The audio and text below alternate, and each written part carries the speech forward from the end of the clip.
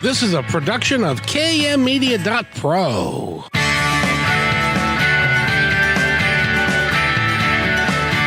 Welcome back to Positive Talk Radio. Our goal is simple: to explore evolving ideas one conversation at a time. So come on over into our world. I know you'll like it, because on today's show, a little offbeat that we don't normally do here, but I think that you're going to like it. It's going to be a really fun show, and I hope you'll stay with us the entire time. And I guarantee you're going to learn something. And Eric, how are you today, sir? Hey, I'm doing well. How are you? I'm doing really well. Thank you very much. I've got to tell you, the gentleman that we have on is a very smart guy. He's been all over the world. He's done some great stuff. He's written 3 books, and they're intelligent action thrillers. And I wanted to have him on because he also is an expert on AI, which is something that is really hot in the news these days. Absolutely. Yeah. So how are you? How's the weather? How's the traffic? Hey, it's springtime, so I'm loving it. Traffic is okay. It's a Monday, so, it's typically just a touch better than your average day, and especially when we got such a nice day. So, yeah. And stay tuned for at the bottom of the hour. I have an announcement on behalf of KKNW that I need to make, and I think it's an opportunity for you to do something really fun. Have you ever taken the Victoria Clipper to Victoria, BC, Eric? I have. Yeah, it's a beautiful trip. It really is, and it's been a while since I've been to a Famous Dave's restaurant, but I will explain why those two things are connected at the bottom of the hour. So you need to stay. I got you. Very good. So, could you kind of, and I know we've been doing this, but we've got 2 new things that I wanted to mention here today. One is not as new because we've been doing it since the first of the year, but the other one starts April 14th, and I want to highlight that as well. So, can you tell us why they should be watching it, why they can watch us and listen to us now? Of course, yes. I mean, if you go to 1150kknw.com, quickest, easiest way to find Positive Talk Radio, yeah, because we're streaming the show live on video and audio, of course. So you can tune into the radio in the old school way right there, 1150 on your dial, or of course you can check out Positive Talk Radio's Facebook, Positive Talk Radio's YouTube, or KKNW's Facebook, KKNW's YouTube, or KKNW's Twitter, and catch the show streaming live. Or, of course, you can catch it as an archive later.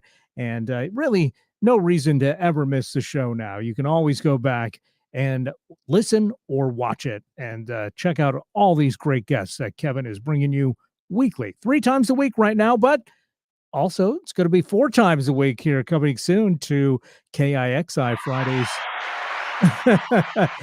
Starting April 14th, as you hinted at, Kevin. So that's pretty cool. Now I tell people that we're going to add, now we're not replacing anything, so we're going to still be on KKNW 3 days a week, but we're adding Kixie at 3 o'clock on Friday afternoon. And I've been telling people it's a 50,000 watt high powered station. Am I correct in that, sir? Yeah, it's got a great signal.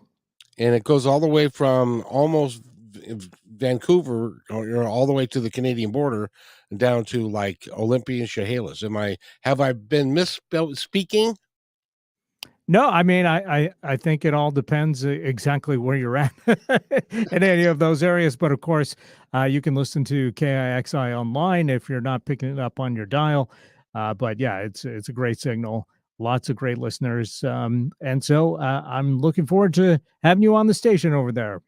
Me as well. It'll be a lot of fun, and we get to touch a whole brand new audience that may not visit KKNW, and maybe we can get some cross pollination going on here. I don't know. I don't even know if that's the right word, but I would like to think. So anyway. Always a good idea. But thank you, Eric, and and please, I think that you'll enjoy this. This is a very this gentleman. He's retired from 36 years executive career with a Fortune 100, not a Fortune 500, but a Fortune 100 company, a high tech and global energy. He's also a published songwriter for Disney Records, a patented inventor, a Coast Guard charter captain, an adventurer, and now a self published author of thrillers from cartel death threats in Latin America to shark diving in the Caribbean. Um, from the boardroom to a recording studio, from child homelessness to corporate jets, Guys has pulled off a great life. And congratulations on everything. We talked the other day, and you can go to positivetalkradio.net, and we've talked extensively about AI, and we're going to touch on that today, but a little bit. But you've got so much more that we need to talk about of the books that you've written, and one of them took 10 years to research. That's And correct. so you've been a busy man, and I don't know where you come up have time to do all this stuff, but congratulations. I have a chronic sleep deficit. For you, that's probably a good idea. Yeah, it's been a problem for a while, but I use it to my advantage. Thank you so much for having me back, Kevin. I appreciate it. Well, it was very fun the last time that you were here, because AI is a current topic, but there is so much more that the books that you have written are based in as much technology and as much real to life stuff that you know about. And there are 3 books. One's called Swarm, the other one is The Last Ark, and the third one, which took 10 years to research, Curse of Cortez. I wanted to focus on The Last Ark a little bit. Can you kind of give us a synopsis of what that book is about? Absolutely. Well, The Last Ark is the second in an espionage prophecy series that started with Swarm. Now, in Swarm, we introduced the main characters, which include an AI that had escaped the Lawrence Livermore laboratories at Sandia, and that's based on a true story. And I know that it's true because when I figured out how a program could escape the NSA labs and what they designed it to do, that it had that amazing stealth capability, I had 2 FBI agents show up at my door. On top of that, which, yeah, that was an episode all of its own that freaked my wife out. But in 2016, it was actually confirmed when CNN reported that Russia had hacked a CIA cyber toolkit. And in that toolkit was every one of the functions I had determined would belong to this program, including what we now call the deepfake video technology. Now, Russia sold that kit on the dark web, which is why deepfake is such an international problem today. But we start with those characters, and we've moved it forward. We deal with some cyber espionage threats based on an AI Chinese AI virus, which is something that we believe the Chinese are working on, using the 4 billion identities that have been stolen over the last 10 years, as well as a number of other scenarios. Now, in The Last Ark, one of the underlying threads in this whole series is that this program, which I've made a character now and given it a name called Sylvia, which stands for Sophisticated Language Virtual Intelligence Algorithms. Now, Sylvia has reached what we call a sentient level of singularity, which means it's both self-aware and as smart as a human. And that's a really interesting premise. Now, Elon Musk once said that with AI, we're summoning the demon. Stephen Hawking said that with AI, we could result in the end of humanity. And both of those are based on some real issues with regard to AI, how fast it's developing, how slow our ability to control it is developing from a political, legal, moral, and technology basis. But we've seen recently with the Chat GPT just how fast AI can grow. So in The Last Ark, the characters are now moving forward, and one of the themes that flows through all the books is that this program has now decoded end time prophecy. And it's doing so without the political dogma and biases that we normally see in that type of topic, which can be cultural and religious and nationalistic and others. It's doing so by basically creating regression and probability analysis to say what's the probability of an event happening relative to all known history, geologic and natural and human history, and how is that prophesied and what's the probabilities, and where the probabilities are starting to get out of more so than normal, or basically not random chance. It's basically calling those things out. Now, there was always a prophecy that I was always curious about and really had a hard time kind of envisioning, and I'm still not sure how to see it, but I want to write about it anyway, which is a prophecy talking about a third temple in Israel. Now, for years, many people have said the old temple used to be where the current Islamic Dome of the Rock is. Well, you'll learn in the last arc that first off, that's not true. But the other thing that kind of tied back to the temple was the idea of the Ark of the Covenant. Now, in Indiana Jones, we saw a scenario where the Ark had gone to Egypt, and we saw this really great, fun story that dealing with India and the Nazis. But for those who don't know, there has been an Ark of the Covenant that has existed in Ethiopia for the last 900 years. For the several hundred years before that, it was on an island in Egypt called Elephant Island, where they had built a Jewish temple. And before that, it had come from there. It had come from Israel in 2,600 years ago with the son of Solomon, whose name was Menelek. And Solomon and Menelek were sent with 500 priests with this ark, and they basically established the temple on Elephant Island. Now, ironically, there have been National Geographic stories. There have been news articles of people going out to try and interview the guardian of the ark, who lives his entire life in this one little chapel to guard the ark. There's scrolls, there's archaeology of the old temples. There's all of the history is extremely well known. What most people don't know is that because of the flood of information coming through our news media, most of it American centric, is that in January 21, an Ethiopian militia stormed the city of Axum, where this church was that has guarded this ark, stormed the church. 750 men, women, and children were massacred, including the guardian. The ark was stolen and sold on the black market. So part of this, the scenario of the last ark is speculative, to say, well, who would have the money, the power, and the desire to have that artifact, and what are they going to use it for?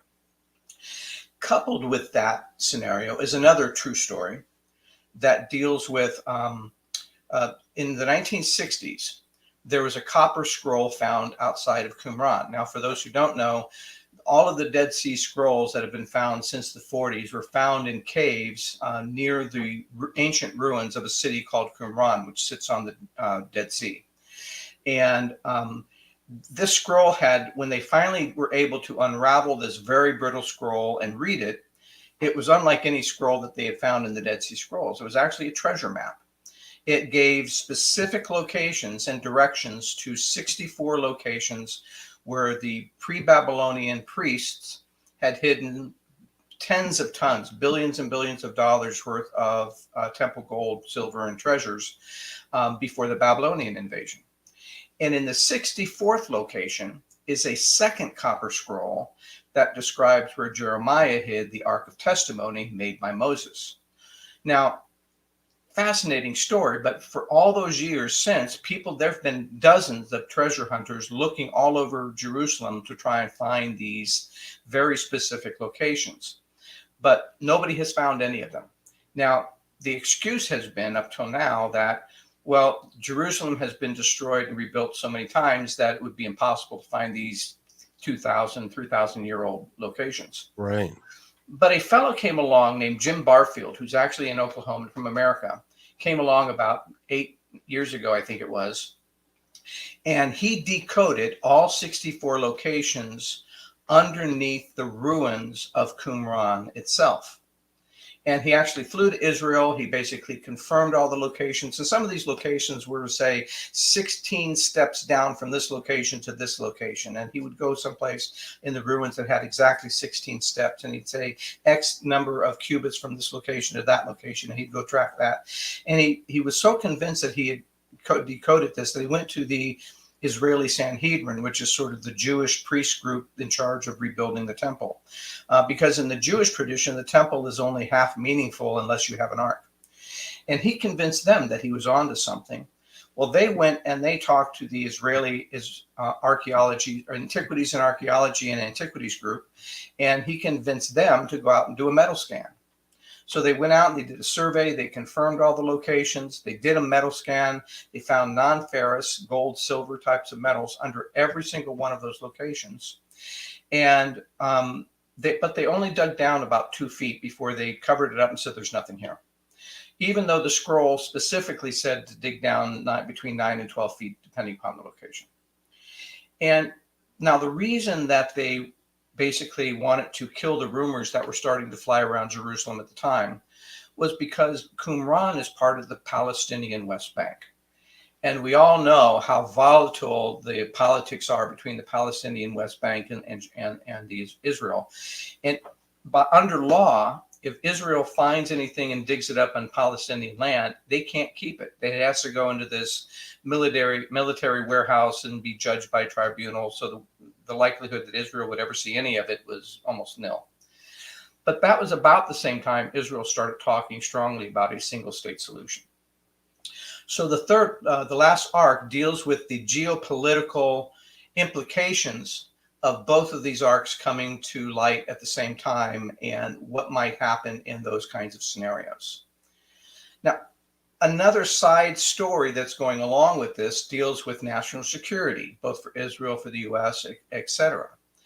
And in 2020, there was a hack called the SolarWinds hack. And the reason it's called the SolarWinds hack is a tech company called SolarWinds discovered a virus in their system completely by accident. It wasn't because of one of their firewall filters. It wasn't because of some systemic thing that they were doing to look for viruses.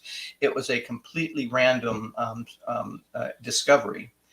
And when they traced back the origins of that virus, they realized that different than all of the other kind of cyber attacks that they were used to, which would come through the firewall, this attack had been part of a normal, standard, industry-wide software update that they do all the time routinely, and no one caught it.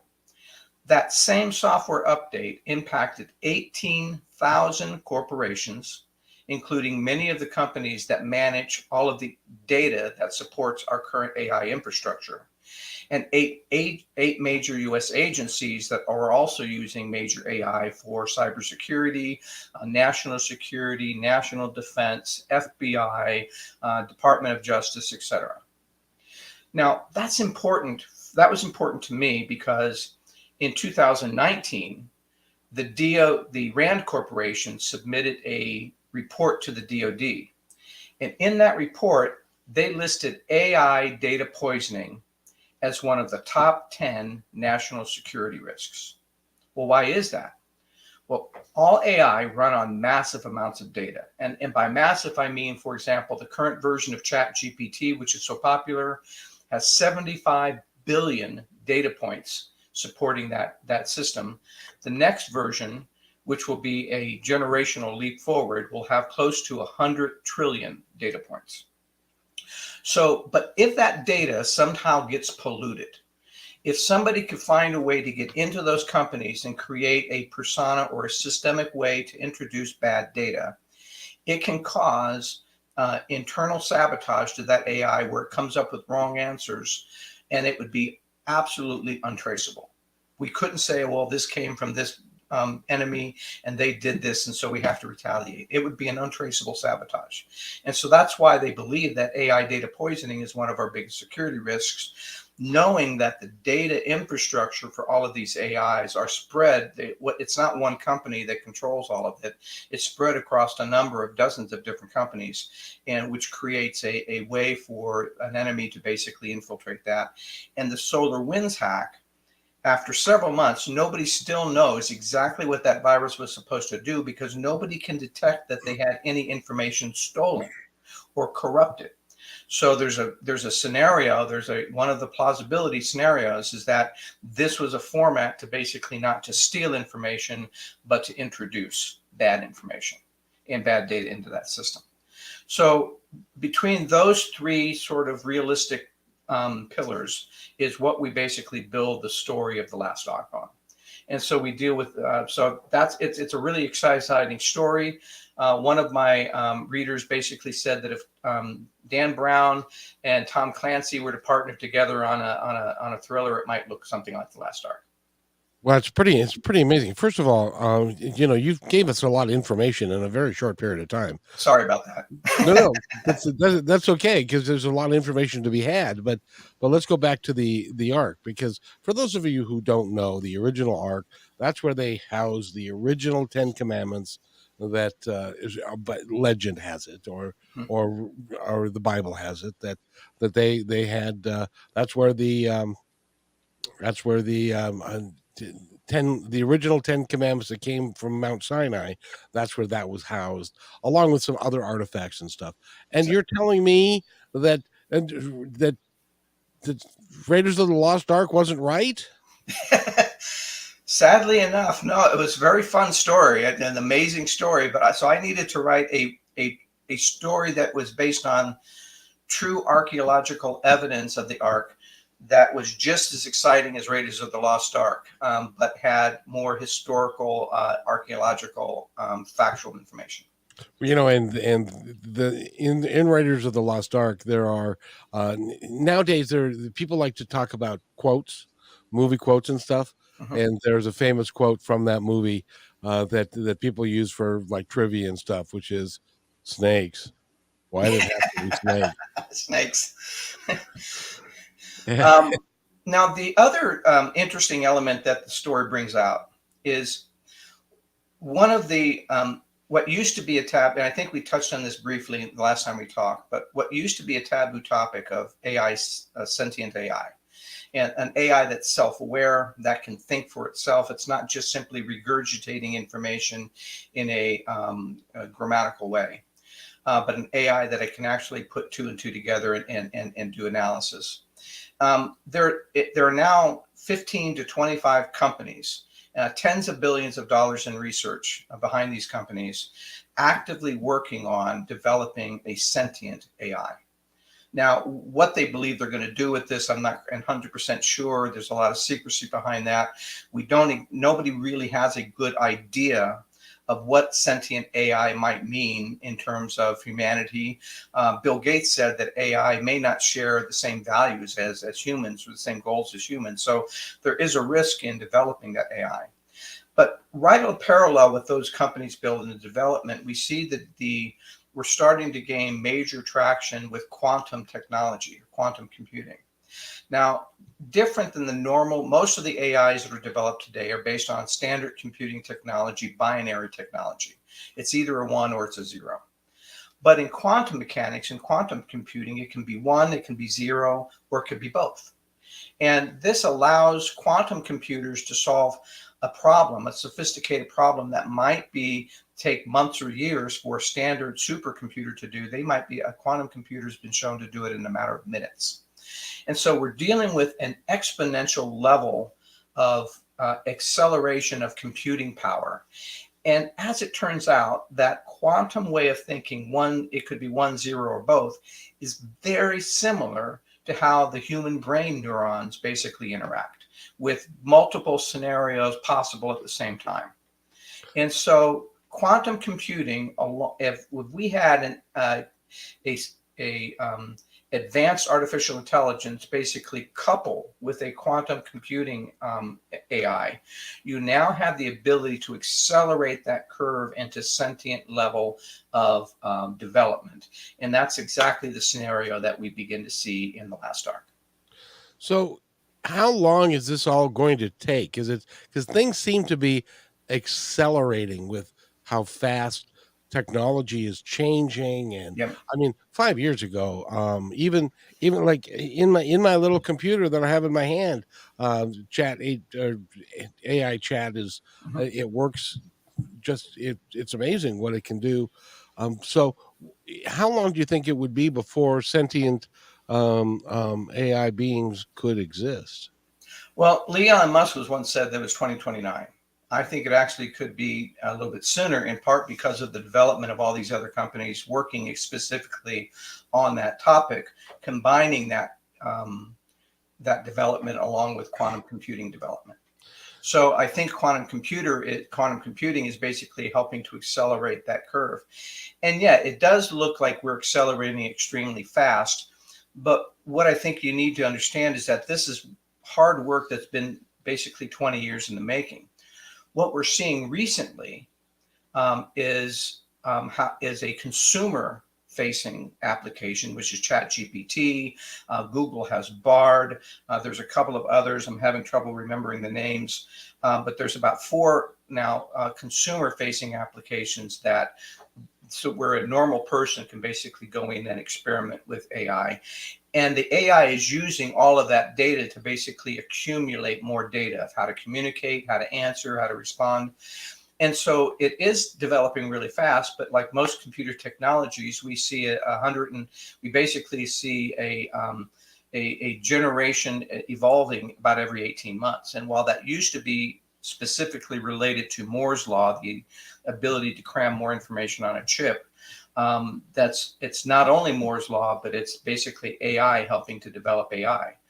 So most people don't realize that for several years now, we've had AI involved in medicine, in pharmaceuticals, in materials development, in weapons development, cybersecurity.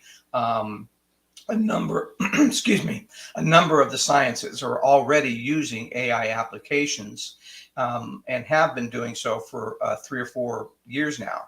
And so what we're seeing is the accumulation of that data and that performance starting to build up. The other development that's happened just within the last, say, 5 years is what we're called neural networks. Now, neural network is essentially a network of applications, all of them AI applications, that are sharing information back and forth. So it's the biggest one that I'm aware of is called Singularity Net. It's based out of Hong Kong. So it's a Chinese owned infrastructure. And what's a little scary about the neural networks and all AI in general is that AI will do 2 things that developers are a little afraid of. Now, it's actually, one is that AI to AI communications run sometimes so fast and they're so voluminous in the millions of communications per second that we really don't have any mechanisms to fully understand what one AI is necessarily telling to another AI, what data is being transported. And the second thing is part of machine learning, the thing that's driving the large language model and many of the more advanced AIs, is the ability for the AI to rewrite its own algorithms and programs in order to tweak how it finds information and maybe come up with a scenario that we didn't anticipate because it's finding that it can do a better job at its task to basically improve its ability to answer a certain type of question. And developers can't always interpret exactly what the program is doing as it's writing its own code. All of this together creates a huge, what we call black box. It used to be in computer programming, we could test the program by saying, if I input this data, I should get this data out as an output. We can no longer determine how the computer came up with that output because of the vast, huge amounts of data involved and the layer upon layer of algorithms involved. And so we've reached a point where we've a little bit lost control over how the software is actually developing and why it's developing in that direction. That's just swell. That's just swell. So, by the way, we're talking with Guy Morris. Go to his website, guymorrisbooks.com. We need to take a quick break. And when we come back, though, I'm going to ask him if we can see the end to this and is it going to end well? And what the hell they do with the Ark is what I want to know, because they stole it and they took it and they put it someplace. But I wonder what they did with it. So I think we have the guy here who can answer that for us, but we'll be right back. You're listening to Positive Talk Radio on KKNW 1150 AM. Stay right where you are. We'll be right back. Hey there. I'm excited that you're listening right now, and if you like what we're doing here, you're going to love positivetalkradio.net.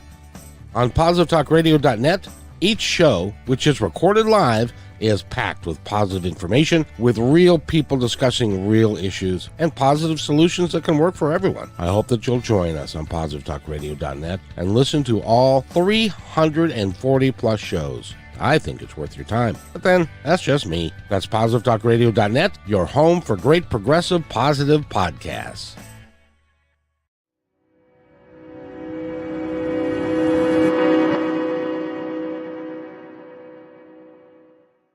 When you want to say more than words communicate, you can with flowers. Your custom boutique floral studio in Bothell, Washington is anaturaldesign.com, connecting you to nature through the language of flowers. Where your people are is where our flowers are beautiful. Your success is our goal. anaturaldesign.com at your fingertips today.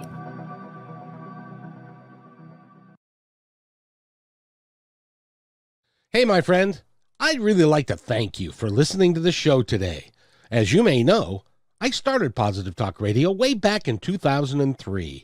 We were one of the first shows on KKNW.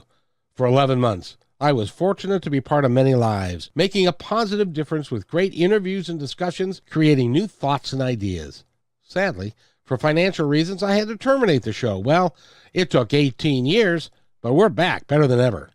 And not only on KKNW Monday, Wednesdays, and Fridays, but also podcasting with several inspiring channels with the same driving passion as the original. Please visit kmmedia.pro for complete information about all of these shows. In addition, if you feel called to keep positive programming on the air, you can join us by sponsoring the show and aligning yourself with our mission, which is nothing short of saving the planet and each other.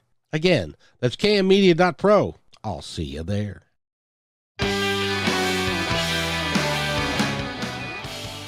And welcome back, everybody, to Positive Talk Radio. And I've got an alert for you, a special alert that I need to do real quick, and then we're going to get back to talking with Guy Morris, and he's going to tell us why the Earth isn't ending, and something like that. I want to tell you about something that KKNW is doing. We want to encourage you to go to 1150kknw.com, and that's 1150kknw.com right now and fill out the 2023 KKNW listener survey. Now, why should you do that? It's because it helps the station plan, helps us understand a little bit better who our audience is, and it helps people like little old me be able to find better advertisers that fit the demographic, and we know what they're doing. So as an added incentive, when you fill out the survey, you got a chance to win a round trip passage for two to on the Victoria Clipper to Victoria, plus a $100 gift certificate to Famous Dave's restaurant. So log into 1150kknw.com for your chance to win. And thank you for all your listenership, and make sure that you tell them that Positive Talk Radio is your favorite show. Okay, that's just between you and me, though. So just tell them that Positive Talk Radio is your favorite show, and for helping us improve the station, great prizes might be yours, but you have to fill out the survey. So one lucky person is going to win, and I want to thank everybody for listening. And by the way, Guy, he's actually local. He lives up in Kingston. And I'll bet you've taken the Victoria Clipper up to Canada. Absolutely. Love it. My wife actually works for a company in Victoria, so we love the area and love to go visit often. So she must work remotely. She does, but they're based up there. Oh, very nice. Very nice. So Victoria, it's a great place to visit, and the hotels there are terrific. The food is awesome. And they've got the gardens. I forget what the name of the gardens are. Bush Gardens. Bush Gardens. And those are really pretty to go look Phenomenal, at. Yeah. And stuff. So do that. And by the way, Guy, if you go to guymorrisbooks.com, you can look at his stuff, and you can actually even buy his books, and you can get synopsis from it and reviews and all that kind of stuff. It really is fascinating. But I got to ask you, where the hell did they put the Ark? Well, that's really interesting. And to do that, I had to do more research, and I had to kind of research. I answer one question, and I get 10 more that I've got to go answer. But in the research, I tried to look at who might have a motivation for owning an ancient relic of the Jewish people and why. And part of all of that really stumbled me onto sort of the dynamics between Saudi Arabia, Iran on the Islam side, and the peace treaties that we're basically that everyone, we seem to kind of have a hit and miss relationship with. Now, the Crown Prince of Saudi Arabia has been very vocal on a number of things. And one of them is that he would like to see Saudi Arabia enter into, he wanted to basically enter into the Abraham Accords during the last administration, and still interested in basically creating a peace with Israel.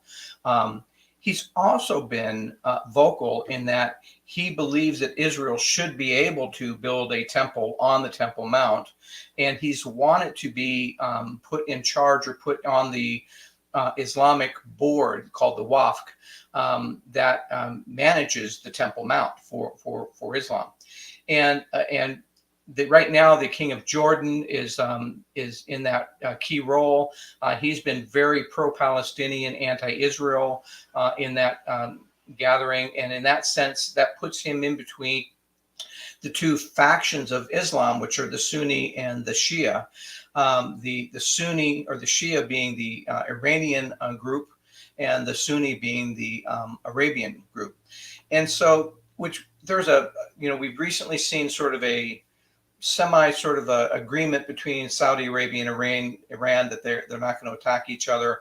But even so, it's sort of tenuous. And Arabia has been wanting to partner with Israel as one of the more dominant militaries in the area.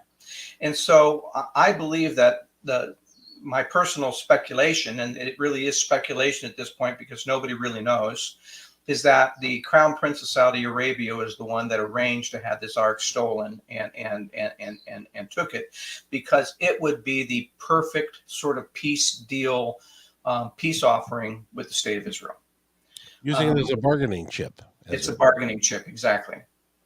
Interesting, because to date, to my knowledge, now you probably have done research on all of this, but to my research and what I've learned, there really isn't anything that is in the Old Testament that has come to us today. From now, the scrolls were from right around the New Testament time, but there really isn't anything from ancient times that we, like Noah's Ark as an example, or that we have definitively found. If the Ark is there and it exists, that would be one of the first things that would actually prove that the Old Testament existed and what happened there was true. Well, I think there are a number of things that maybe some people may not be aware of. There have been a number of, very few, but there's been a handful of documentaries about a mountaintop in actual Saudi Arabia. Now, most people think that the mountain that Moses went on was in Egypt. But actually, they have found all of the archaeological evidence behind that event in Saudi Arabia, and even so much so that the Saudi Arabian government has basically put fences and guards around this area to keep people from wandering in. And it's Aleph. I'm gonna brain fart on the name of the mountain, but there's a mountain right in southern Saudi Arabia that, and all of the journey, all of the documented artifacts in the Book of Moses talking about the Exodus are actually documented and found in that area, including the altars, including the pillars, including the mountaintop that's been burned, the rock that was basically broken open. So there are some other evidence that that are out there. It's not commonly known for a lot of people. But I was trying to speculate, if this ark had been stolen, who might want it? What might be the geopolitical implications? What might be the conflicts that were involved in doing that? What might be the internal Israeli politics involved in doing that? And how does my hero play into all of that? And part of the human part of the story is that the woman that turned our hero into a fugitive in the swarm, he now has to save her life twice in the last arc. And so we're starting to get a lot of different deep relationships. We're starting to get a sense of loyalty and disloyalties, romance a little bit, touches on. And so it's a real great action thriller from that perspective. But a lot of it is based either on history or speculation as to what that might mean. So, are you ever worried that because the FBI did come to your door, are you ever worried that maybe the Crown Prince is going to send somebody from the Palace Guard to come and talk to you? Um, if they would give me advance notice, I'd film it. And if they don't give me advance notice, I might just say, "Okay, give me a minute. Let me get my camera. I got to get this."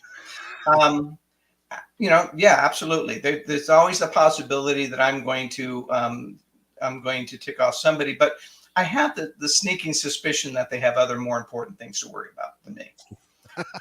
Well, I would certainly hope so. I would certainly hope so. So, in the book, of the last arc, it also talks about the end of times, as it were, or when the last days will be. Do you have a sense, based upon your research and with AI and all the stuff that's going on, are we doomed to another asteroid or something along those lines? What do you think? Well, I certainly think, and most of the scientists will say that's always a possibility. Of all the tens of thousands of asteroids in the sky, we can only keep track of. We only know about a couple thousand of them. There was the asteroid over Russia a couple years ago that just came out of nowhere, and it exploded. Fortunately, exploded in a remote area, but even so, it did significant damage to a city couple dozen miles away. There's always the possibility that an asteroid could be in our future, and that's just part of what it is to live on this planet. And now it's interesting, and so the next book beyond, I'm working on a new book right now that'll deal with Ukraine and China and Taiwan, but the next book after that will actually deal specifically with this asteroid event. But one of the things that kind of got me along this thread was a number of years ago. I'm a rational kind of guy, and I'm always sensitive to when I hear people teaching about this topic, and I hear all of their biases and trying to use prophecy to predict the future, which I don't think prophecy is meant to predict the future as much as to understand present current events and what they mean as they happen. But what I did do, and this goes back to the idea of having an AI decode prophecy, was a number of years ago. I had a really great job at a big oil company. We had tens of 100 million years of geologic data in a database. We had very sophisticated regression and probability algorithm computing models. And I was actually reading a National Geographic article that talked about the loss of fish stocks in the U.S. and in Asia and in Europe and South America, and they were calculating fish stock losses in the range, and you can go look up the article, in the range of 30% or more. And it dawned on me at the time. I said, there's a prophecy about that, one of the things that messes people up is that prophecies almost always have two parts. There's an allegory of how something happens, and then there's a result of what happens. And the allegory in this case was that a flaming rock had fallen from the sky.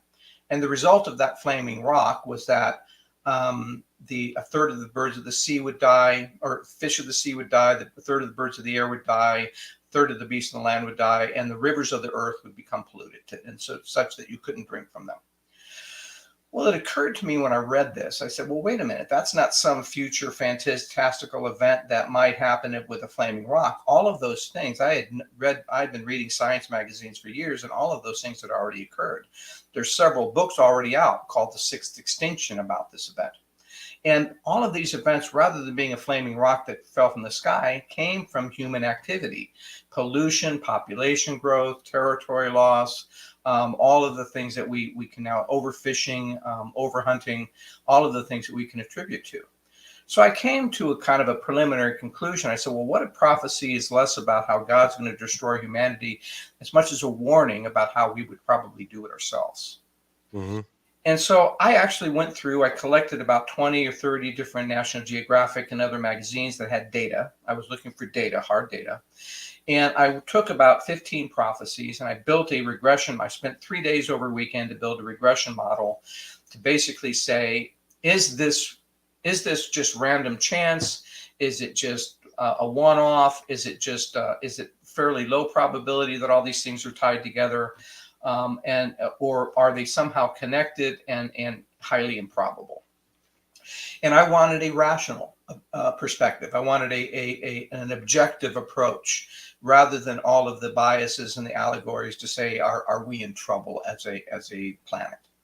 Now, beside the fact that the scientists have now pushed the doomsday clock to the closest to midnight that it's ever been, based on things like AI and the Ukraine war and the threat of weapons and the threats over Taiwan,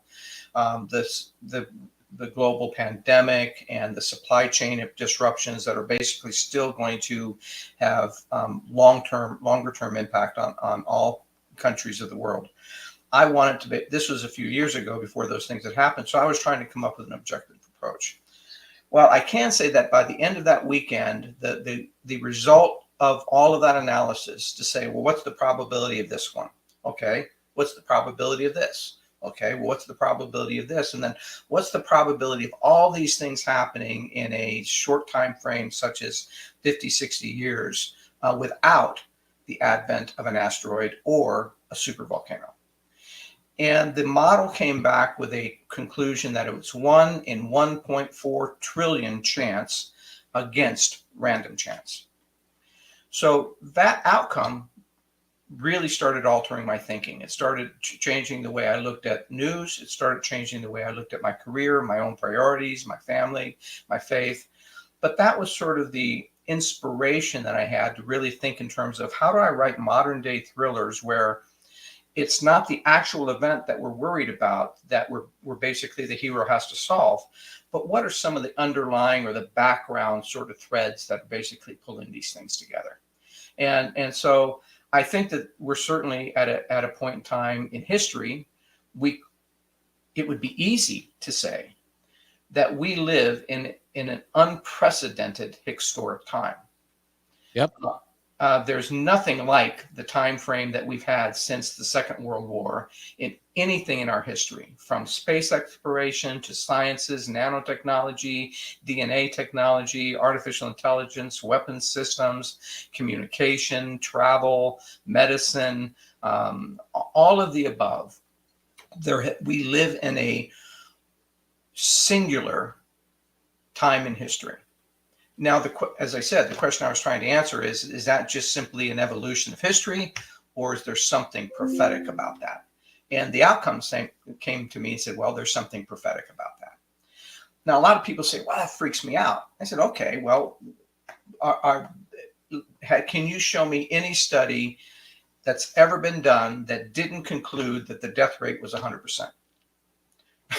Well, I'm sorry. I have a timestamp on me. I don't know when that is, but there are people that do know. There are people where the doctors come to them and say, George, you've got this incurable disease. We're going to give you 3 years. We're going to give you 7 years. We're going to give you 10 years. But at sooner or later, this is going to have an impact on the length of your life.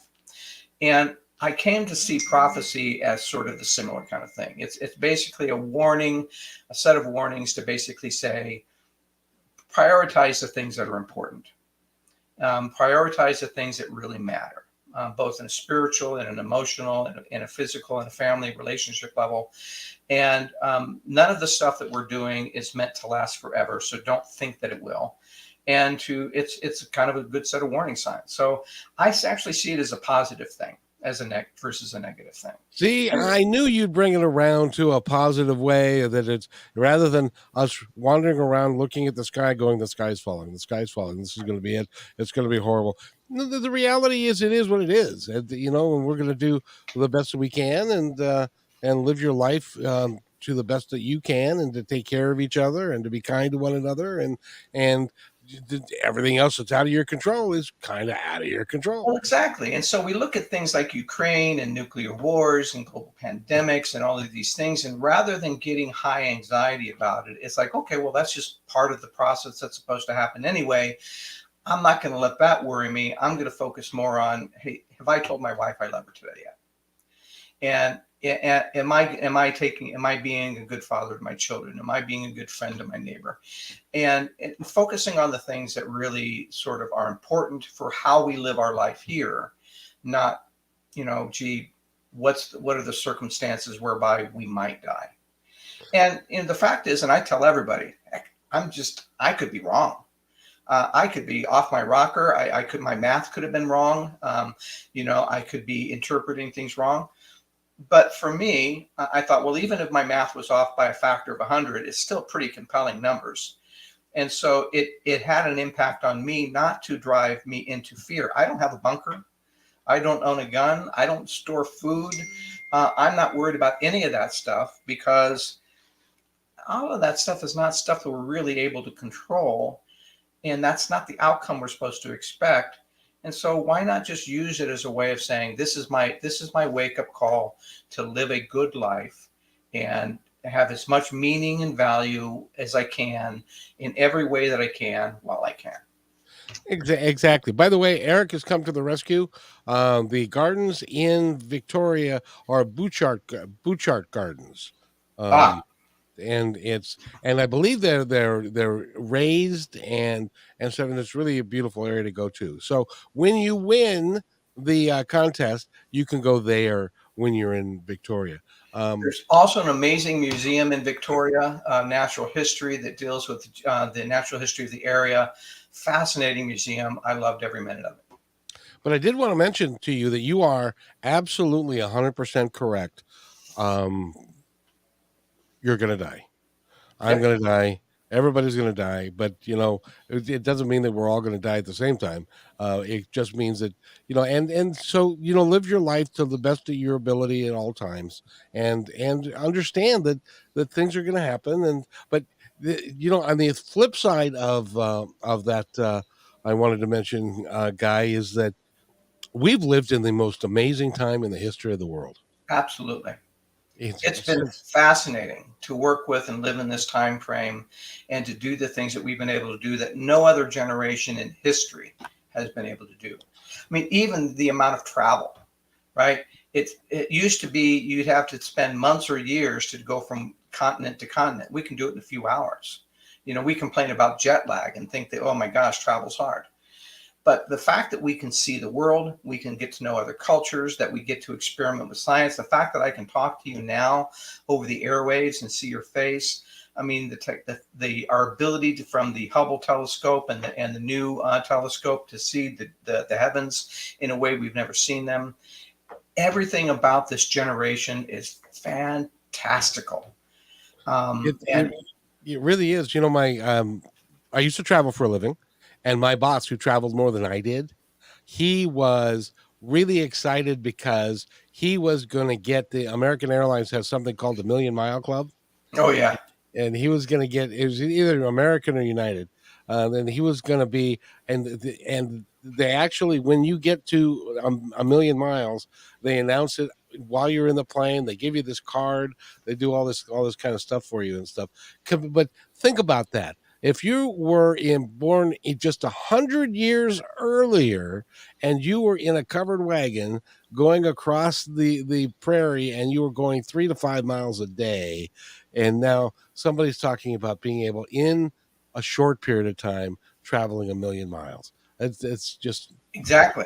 And so many of the adventures I've had in my life, from diving with sharks in Maria to exploring jungle ruins and Mayan ruins in Central America, those were the kind of things you can do on a vacation, right? You didn't have to dedicate your life to doing that. And so it enriches our lives so much.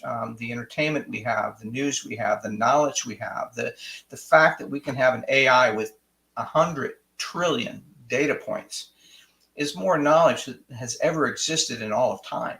We don't even you say that, I have no earthly idea what that even means. That it's beyond our comprehension. It's so big.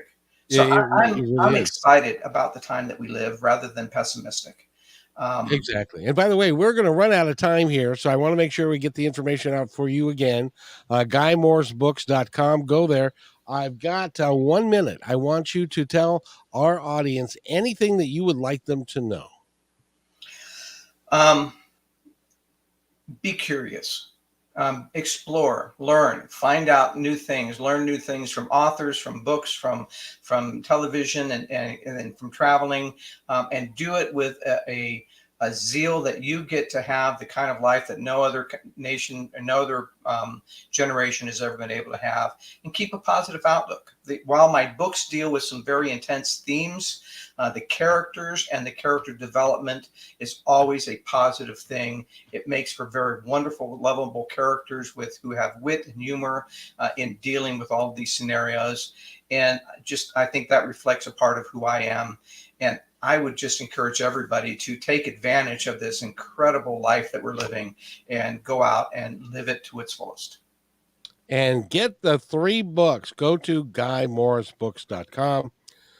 The Swarm or Swarm, Last Ark, Curse of Cortez. And I want to get Curse of Cortez because, as you explained the last time, 10 years of research, you really vetted it out and did a great job doing that.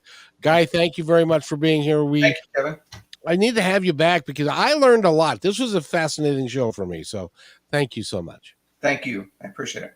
You betcha. And by the way, everybody have a great day and be kind to one another because each other's all we've got.